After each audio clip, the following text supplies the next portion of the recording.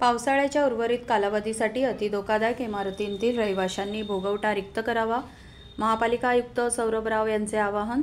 नागरिकांची सुरक्षितता महत्त्वाची. अतिधोकादायक इमारतींचा आढावा घेण्यासाठी आज झाली वरिष्ठ अधिकाऱ्यांची बैठक. ठाणे महापालिका कार्यक्षेत्रातील ज्या इमारती जीर्ण झाल्या आहेत अशा अतिधोकादायक इमारती रिकाम्या करण्याबाबत जर प्रकरण न्यायप्रविष्ट असेल तर अशा इमारतींमधील नागरिकांनी पावसाळ्याच्या उर्वरित कालावधीसाठी सुरक्षेच्या दृष्टीने भोगवटा रिक्त करावा, असे आवाहन आज झालेल्या बैठकीत ठाणे महानगरपालिका आयुक्त सौरभ राव यांनी केले. पावसाळ्याच्या पार्श्वभूमीवर कोणतीही दुर्घटना घडून जीवितहानी होऊ नये यासाठी जीर्ण झालेल्या इमारतींमधील नागरिकांनी काळजी घ्यावी, तसेच त्यांच्या सुरक्षिततेच्या दृष्टीने हे आवश्यक आहे, असे आदेश मुख्यमंत्री एकनाथ शिंदे यांनी दिले आहेत. तसेच पावसाळ्यात इमारत दुर्घटना घडल्यास कोणत्याही अधिकाऱ्यांची गय केली जाणार नाही, असे निर्देश त्यांनी दिले.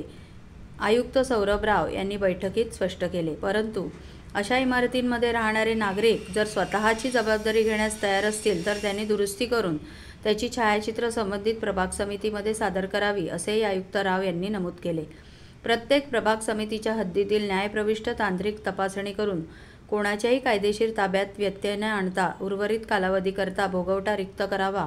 कोणतीही जीवितहानी होऊ नये, प्रत्येक नागरिक हा सुरक्षित राहावा, हाच महापालिकेचा हेतू असल्याचे आयुक्तांनी नमूद केले. ज्या इमारतींच्या तात्काळ दुरुस्तीची सूचना आधीच प्राप्त झाली आहे अशा इमारतींबाबत कमिटीकडून स्थिरता अहवाल 7 दिवसाच्या कालावधीत पाठवण्यात यावे, असेही आयुक्तांनी यावेळी सांगितले.